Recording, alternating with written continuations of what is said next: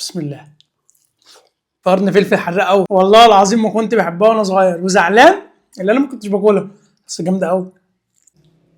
انا هخلص الطبق وانا واقف معاكم. اول حاجه هنجيب قرنبيطه نبدا نفصصها واحده واحده وعلى الهادي يا زبادي لحد ما تبقى معاكم بالحلاوه دي. هنبدا نحطها في طبق ونغسلها غسله كويسه، وفي الهون نحط 3 فصوص ثوم وفلفل حامي وشويه ملح وندق دقه كويسه لحد ما يكون ناعم خالص، ونحط الفلفل والثوم في بوله وعليهم شبت وبقدونس وكزبره مفرومين ناعم خالص وعصير ليمون وكمون وكزبره ناشفه وملح وفلفل وزيت زيتون، ونعمل ميكس رايق من اللي قلبك يحبه. كده احنا عملنا شويه دقه دلع. حله على النار نحط فيها ميه سخنه وشويه ملح وكمون وشطه ونسلق القرنبيط حوالي 5 دقايق وما نكترش عشان ما يتهريش مننا، ونطلع بالقرنبيط في طبق يبرد على جنبه. والله حدوته مدلعكم. نعمل الخلطه في بوله نحط فيها دقيق ونشا ورشه بيكنج باودر وبهارات ملح وفلفل وكمون وشطه وكركم، ونكسر عليهم بيضه ونحط شبت وبقدونس وكزبره مفرومين وشويه ميه، ونعمل ميكس رايق لحد ما يوصل معانا بالحلاوه دي. وفي بوله ثانيه نحط فيها دقيق ونشا ورشه ملح، وبعد كده نجيب القرنبيط نحطه في الخلطه ونطلع بيه على الدقيق والنشا ونعمل كفر رايق. انا شايف لحد دلوقتي ان الدنيا سهله وبسيطه. نعمل الكميه كلها بنفس الطريقه ونطلع على زيت سخن نبدا نحمر القرنبيط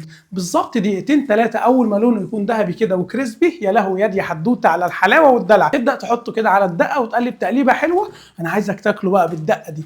هو ده التاتش اللي في الفيديو كله. بقول لكم ايه، حدوته حاله سهله وبسيطه واي حد يقدر يعملها. اعمل سيف للحلقه دي وتاكد انك عامل لي فولو على الانستجرام عشان في دلع جاي. سلام.